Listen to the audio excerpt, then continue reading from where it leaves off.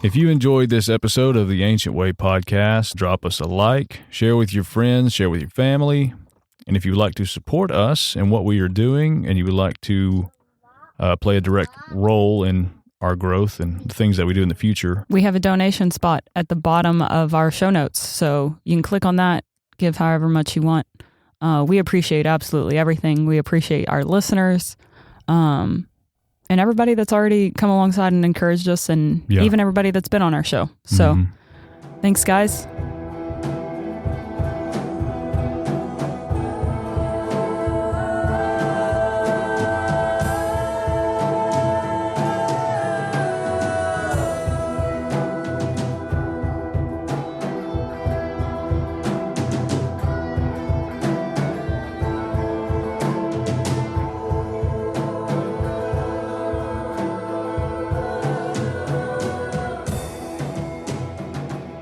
Welcome to the Ancient Way. I'm James. I'm Marlia.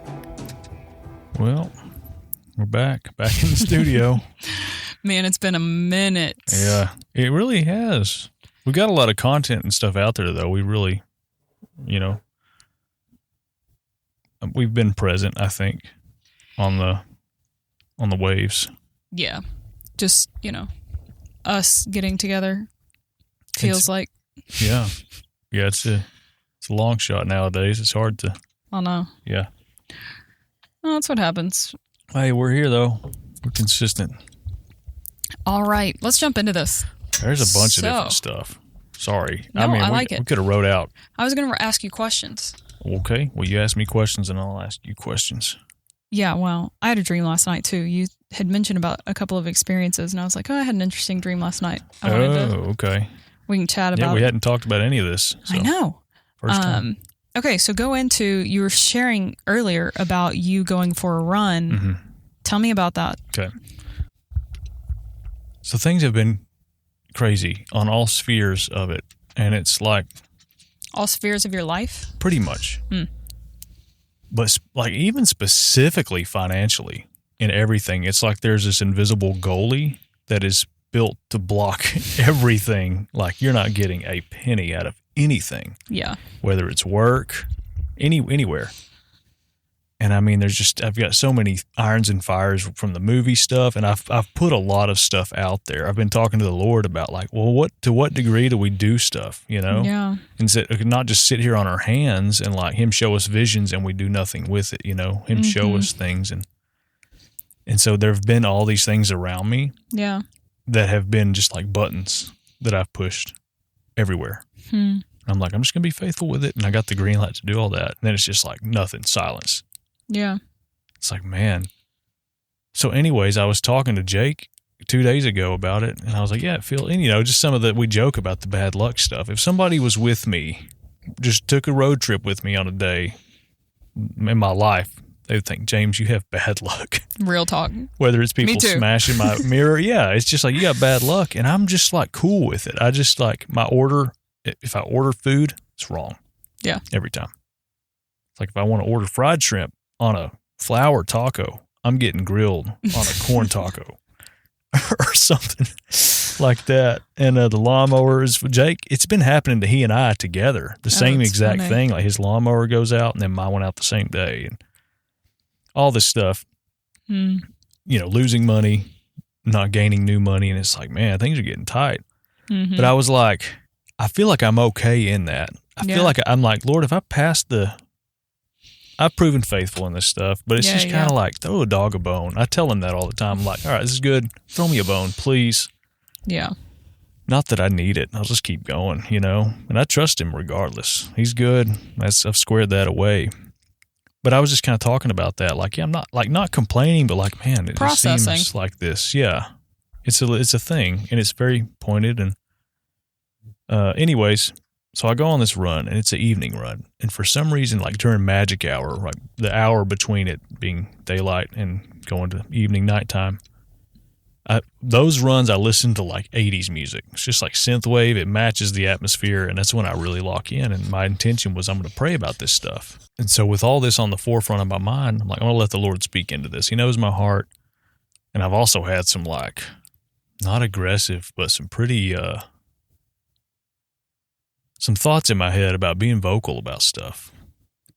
And I'm like, ooh, that feels kind of cool and kind of right. But like, I'm not going to do it unless Jesus does it, you know? Yeah. Anyways, this song comes on. This 80s song comes on called Invincible. And it's specifically the lyrics of it. I don't know the original meaning of it, but it's hitting on my thoughts exactly. And I'm like, ooh, okay, that's not 100%, but it's speaking to me that way. Then I'm jogging. Well, then there are these two big rocks on my path. And this is a 30-minute run. Two big rocks, which makes me think of 2 Peter. You mean like the dummies? I'm just kidding. Yeah, the dummies. Yeah. I'm just kidding. So, well, it's like that word that he, other than that, 2 Peter, I've been in 2 Peter, just about faith and perseverance and the glory of the Lord being revealed through that faith. And so I'm like, well, that's cool. I'll take that. So I keep running, and then I come across this big, shiny washer right on my path, and it says AJC on it. Nice. Like, I don't know what the A is, but JC usually is Jesus Christ if you're asking me. So I pick it up and keep it. Took a picture of it, kept it. Turn around, the song Knocking on Heaven's Door comes on, Bob Dylan version. As that song comes on, there's a locust on the pathway walking towards me. Like, okay, cool. That's what John the Baptist, that's the food that sustains you in the wilderness. Like, it's that token, throw a dog a bone. I'm getting all this stuff. Took a picture of that too, and it was just walking just right down the center of it. So then I'm jogging, and I'm lit up at this point. Yeah. Because I just value little stuff like that. It speaks to me. And I'm jogging, and then I hear this bell, 2 bells ding behind me. And I turn around like, what is that? Because it sounded so close. Turn around, and there's this little old black dude with a big blue sweater on, a blue like beanie on his head. I can just see his face, and he's on a mini scooter. And he's just smiling at me, riding past me. And I'm like, I'm not just going to let this guy pass me. I'm going to stop him and just say something. I'm not just going to let this dude, like, this is so weird. So I take my headphones out, and I said something like, did you just like ring your bell at me or something like that? Nice dude said, I just didn't want you to be afraid and just letting you know I'm right behind you. And then he trails off down the path, and at some point I just like lost focus or something, and he's just gone. When I realized like maybe he turned down a street or something. It was on Grande, so it's a long stretch. You can see where people are going. This bug flies up my right nose, my nostril. Again? Goes up there, and I couldn't get it out. So anyways, I get back to the car, and I'm just lit up by all this stuff. I'm like, was that dude an angel? Yeah. Who wears blue? Blue. They always show up in their blue and gold. And just like, hey, don't be afraid. I'm right behind you. That kind of language, Yeah. Ringing the bell, like just letting you know I'm behind you. And then the bug flying up. It's like, hey, if it's not in your head, it is now. So I get in, I call Jake. I'm like, hey, dude, we just had this conversation 30 minutes ago about how rough things are. I said, yeah, and this dude comes in with blue winter clothes on a mini scooter. Jake freaks out. It's like, oh my gosh, there's a little girl on a scooter just standing in my driveway. And just all this scooter stuff. Anyways, it lit me up. It's just like, man, it's like it's the wilderness. It's faith. It's perseverance. You ask him for a bone, he'll throw you one. Yeah. Despite what things look like. It's brilliant, dude. But I think that's so incredibly beautiful of what it looks like to stay locked in when there's so much uncertainty. Yeah.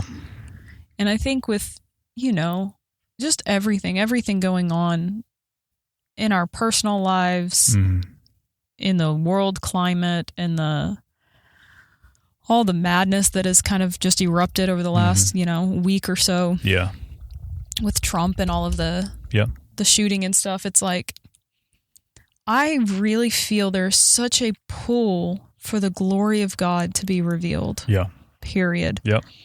On every platform, in every way. Yeah. And there's a ton of conspiracies and a ton of whatevers. Yeah, of course. But if you strip all of that back and the sensationalism of all of what that is, and you just look at it for what it is, it's like the Lord is wanting to show himself strong on our behalf, period. It doesn't matter what status you're at. It doesn't matter. Like, if you're just running through the flipping wilderness, it's like the reality that was something I was praying about today was the fear of the Lord. Yeah. Like that the fear of the Lord would be the forefront and surround me. And I asked, that the spirit of wisdom, that she would come and speak wisdom into these spaces that I don't have clarity or even heaven's wisdom into. And because I've been in the same place where I'm like wanting to say something, but then I'm like, is it wrong to say something? Yeah. Because I'm like, I don't want to be out of the fruit, my heart is I err so much more on the side of caution than anything. Yeah.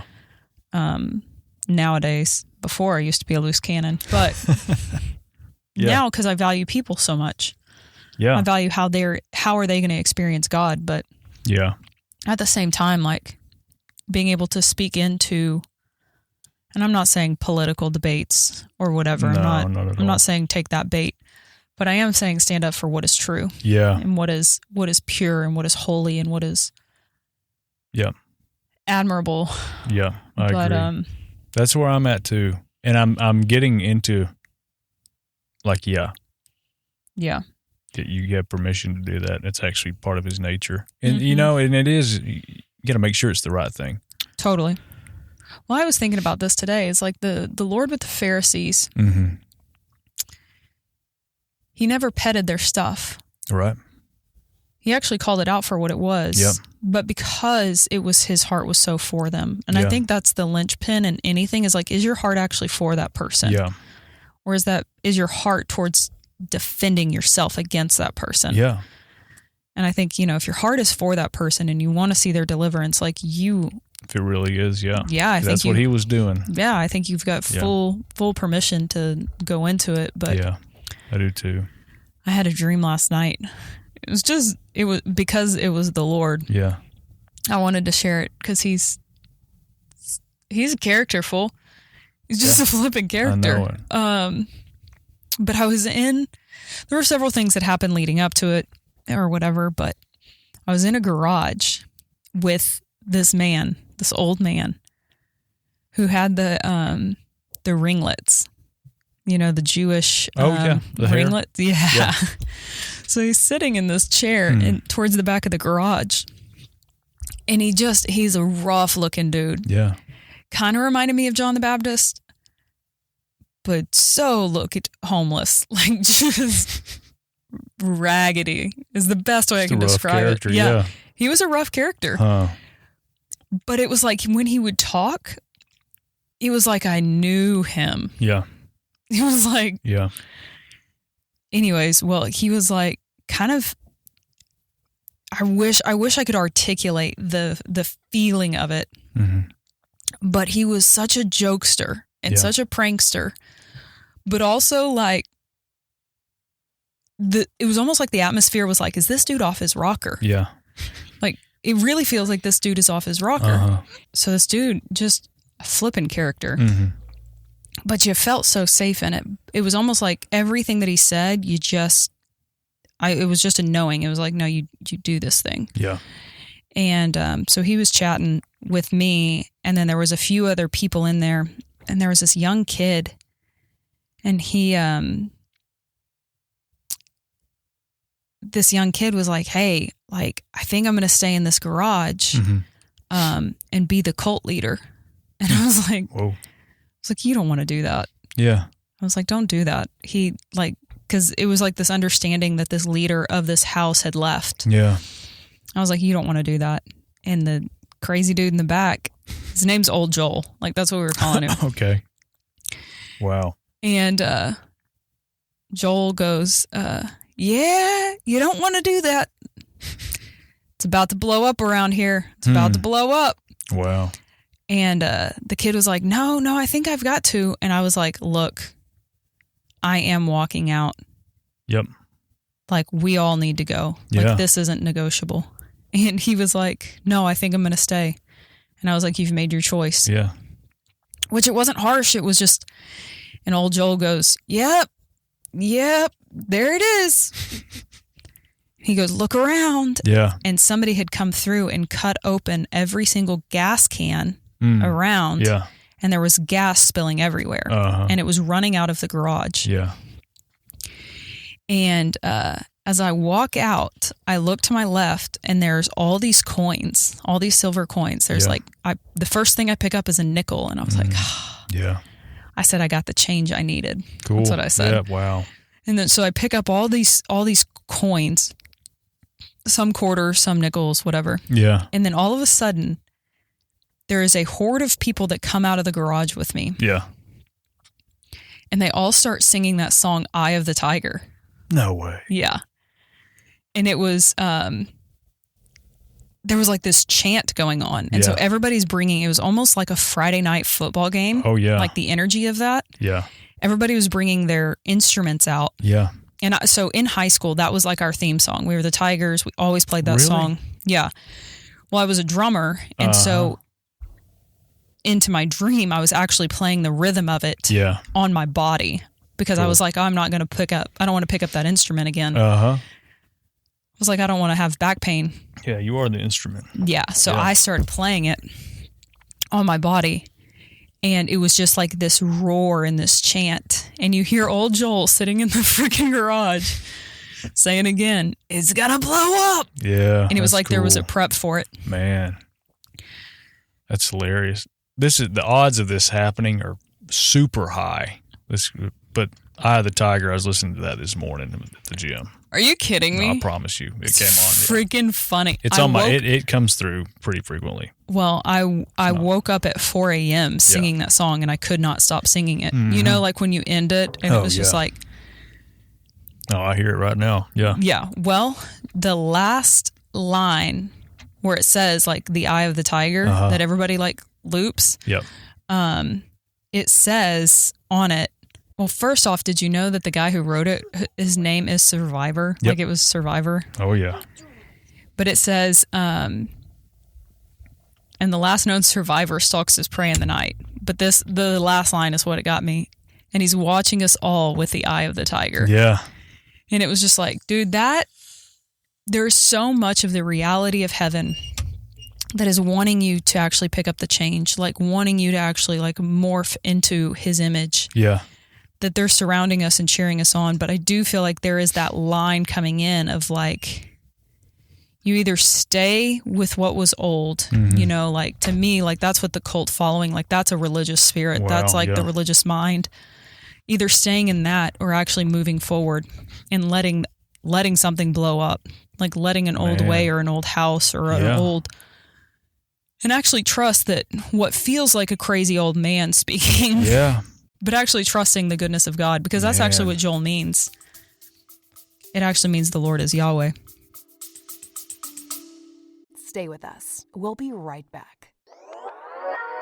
I'm Corey. And I'm Daniel. And we are the hosts of the Light in the Darkness podcast. We're a supernatural and paranormal podcast with Christian perspective. We talk everything from angels and demons and aliens to cryptids and witchcraft. In each episode, we sit down with a guest and we listen to them share their stories of their encounters. Lots of folks, especially in the church, are experiencing weird stuff and they don't have anywhere to talk about it. And that is where we come in. We create a safe environment for folks to talk about when things got weird. We also like to inspire thought and conversation along the way. So subscribe to the Light in the Darkness podcast for bi-weekly chats about the stuff you don't talk about at church. Until then, take care, y'all. That was part of the theme of the vocalization I was talking about earlier. Really? Yeah, it was about that, letting that old thing like die. Yeah. Like let go. Yeah, like fully let it go. Let go or get out of the way. Yeah. It's one of the two. Yeah. You know? And I think when you move forward, I thought the Eye of the Tiger was just this beautiful, oh man. Yeah. honest to God, like team chant, if you will, about things that are blowing up for people. Is like his eye is always with you. Like he is always with you. And it's that reality. It's the fear of the Lord. It's actually trusting in the goodness of God. Yeah. Like, yeah. And that it's that Jeremiah 29:11. Like, for I know the thoughts that I think towards you. Yeah. Most people think it's like, for I know the plans that I have for you. Yeah. But it's actually plans or thoughts. And it's like, I know the thoughts that I think towards you. Yeah. Plans for prosperity and not to harm you. Yeah. I think that's like the polarity of things, and why people even get stuck on things is because they think that he has evil plans. Right. And not like, oh, he's going to be mad. It's like, no, you just believe that the plans that he has for your life aren't going to be as good as the next person. Yeah. Like they're not going to be uncomprehensibly beautiful. Right. You know, you're afraid that he won't show up fully for you. Yeah. You think that it's going to be almost good. Yeah. And for me, that's a big thing that the Lord is like ripping me through, is that the shame mind of that, where it's like, hey. Oh, man. I'm sorry, you're reminding me of stuff too as you're saying No, it's this. good. But it's like that shame and the judgment of yourself, which is, I mean, that if you've been raised by critical parents, you have that inner dialogue until you walk it out. Yeah. Where it's shame and condemnation, and where you're just a little bit harsher on yourself. And so then you kind of then have a filter of being a little bit harsher on other people, and or you have a standard, you know, you're like, I have this standard that I have to uphold. And it's like, the standard is the Lord. Yeah. Right. Yeah. But it's actually moving into that space where we believe that we don't even have to just settle in our plans or settle in the things that, you know, what we got. Yeah. But anyways. Yeah, that's good. What were you thinking? I've had a bunch of thoughts. My notes are just like, I don't remember when I write them. It's just usually it's on the go. Yeah. So they're just messy. So I couldn't find it. Oh, I like it. The Tiger did come on, but like I said, that's easy for that to happen. That's on my 80s. Listen to that that's all the on time. my 80s rock and roll playlist there. Well, I thought it was funny that you said that you went running for. But there's another song that I listen to, and I mean, I'll probably be called a heretic for this, but the way that I hear it, I'm like, it sounds like a Christian song. Sometimes certain lyrics of it, but if you look at it, it's like, oh no, that's sacrilegious. I don't know if it is though. Some of these people, they hide stuff in there, and some of it's good. A song called "Holy Diver," but one of the lyrics, it's talking about a tiger. It says, "Ride the tiger, you can see his stripes, but you know he's clean." And it talks about like the great masquerade of like him coming down here in disguise, and it's just a lot of it. I'm like, that sounds pretty brilliantly Christian to me.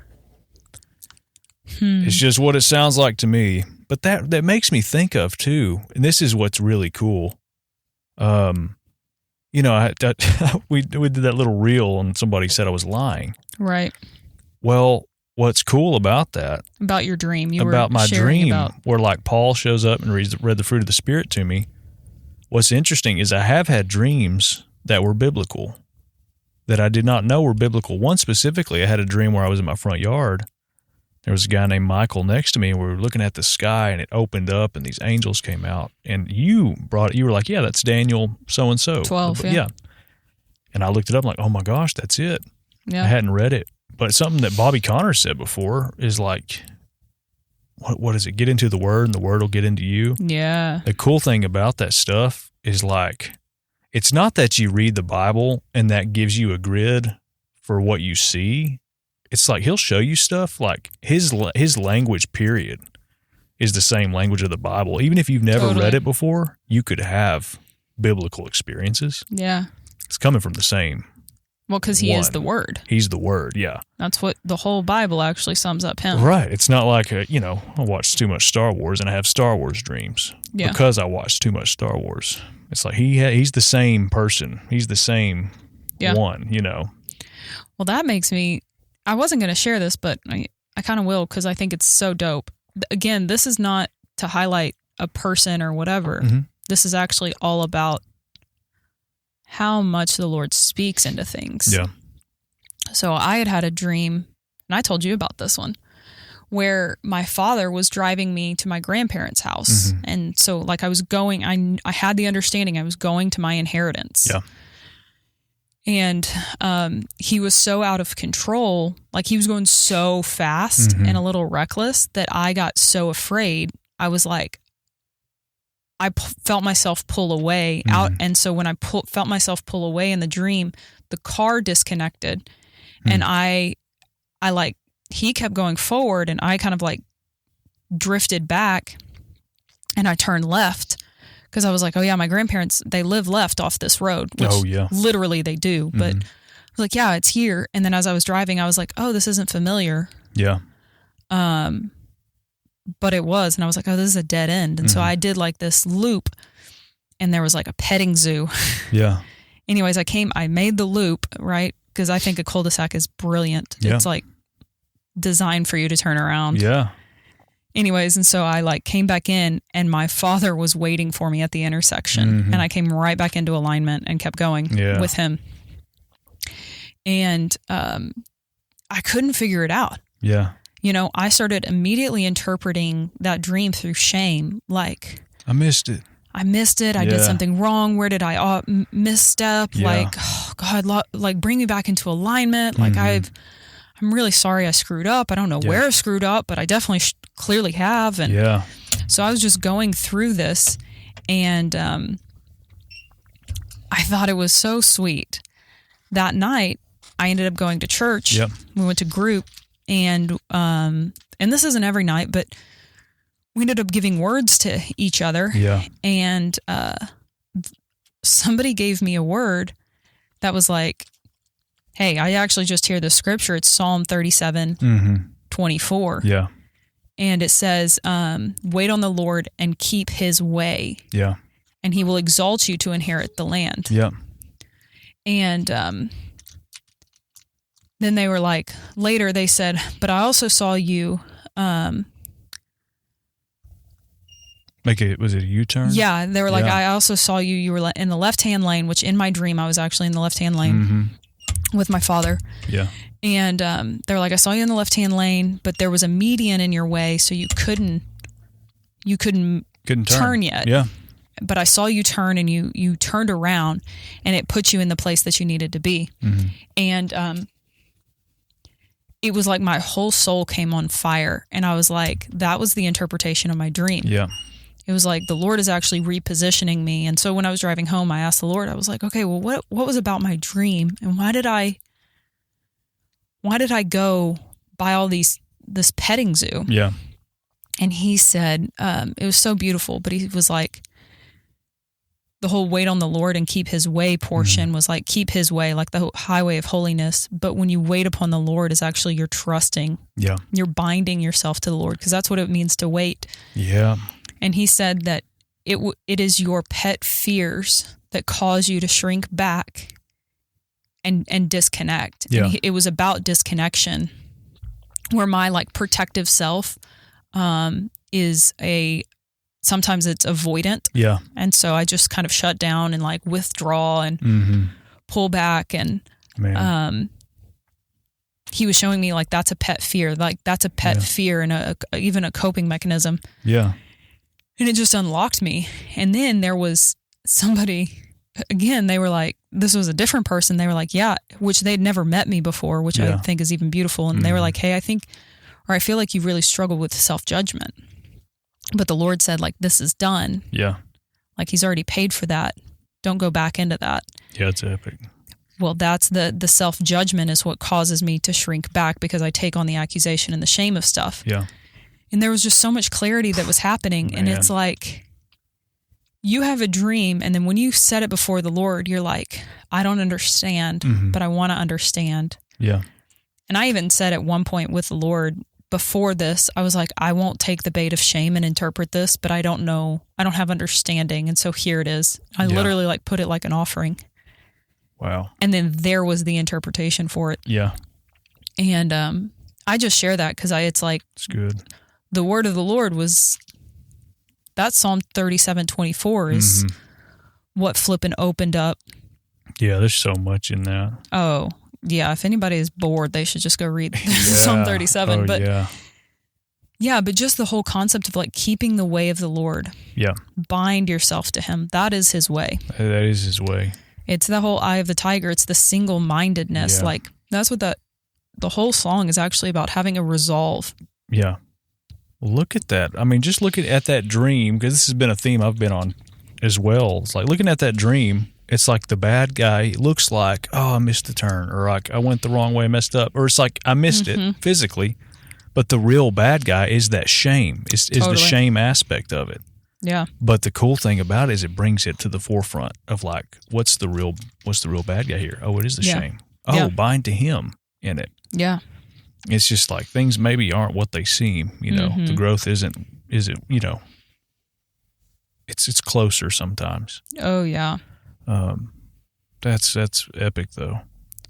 Yeah, and I think one of the things I feel like Zach and I are learning, and I thought this was so brilliant. We were talking this morning on the phone. Zach had to leave at like 6 this morning. Yeah. And so we were just talking on the phone early, and he was like, I feel like as a family, we are to not engage with any voice of fear. Yeah. We will not respond to it. We will not acknowledge it. And that act like out of it. Yeah. Well, it's fear of accusation towards us, like towards our family. Yeah. Not issues of our own fear, like dealing with that, yes. But like because we've had a lot of things come projected at our family. Yeah. And Zach was like, the way of the Lord will not engage. Yeah. He kept his mouth shut. Yep. And he was like, so if it's accusation, we're not even going to try and defend ourselves on it. Don't have to. We're going to state what is truth. Yeah. That's good. And it was just like, dude, there's so much wisdom in that. Yeah.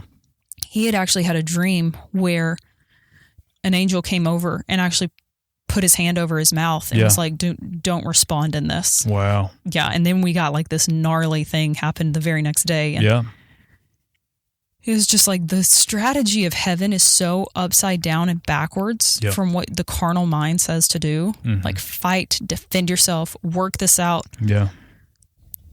Make a ton of goals and try and knock them all out. And it's like, yes, but no. Not when it's driven with fear, not when it's driven with anxiety, not when the fruit of it is heavy. Yeah, you're playing fear's game in that playing ground.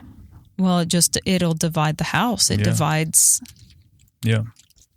There's no fruit in it. Yeah, that's true. And nothing's sustained out of it. Yeah. Right. It can't sustain.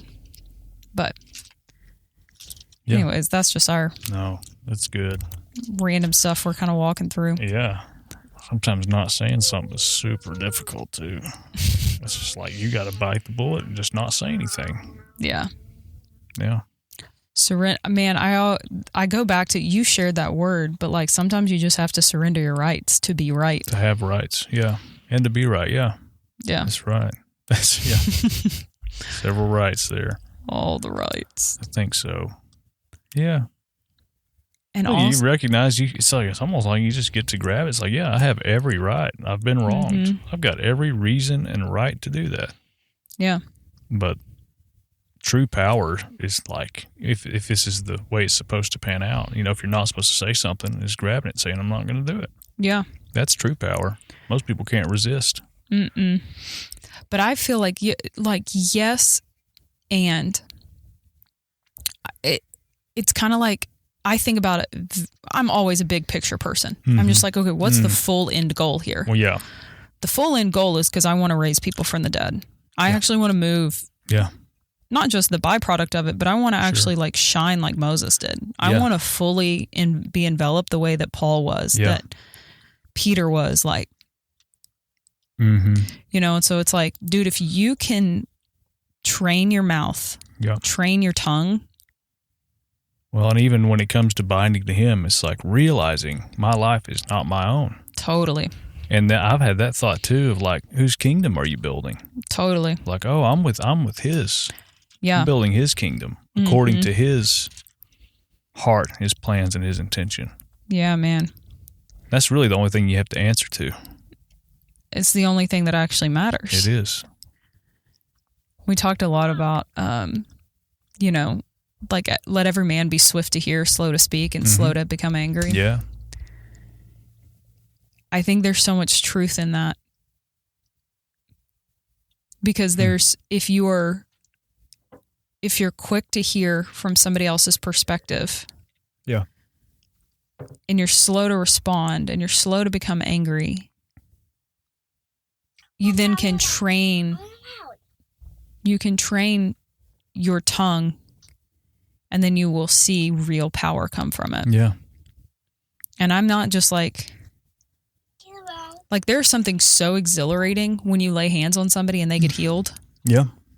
You know, like when I laid hands on that dude and his hip got instantly healed. Mm-hmm. There's just something so exhilarating about it. Yeah. And it's like that's just a taste of it. Mm-hmm. That's a taste of what we're doing. Yeah. There's so much more to be had, but it only comes through the training of the tongue. Right. Yeah, that's good. Well, thank you everybody for listening. Yeah. Thanks, guys.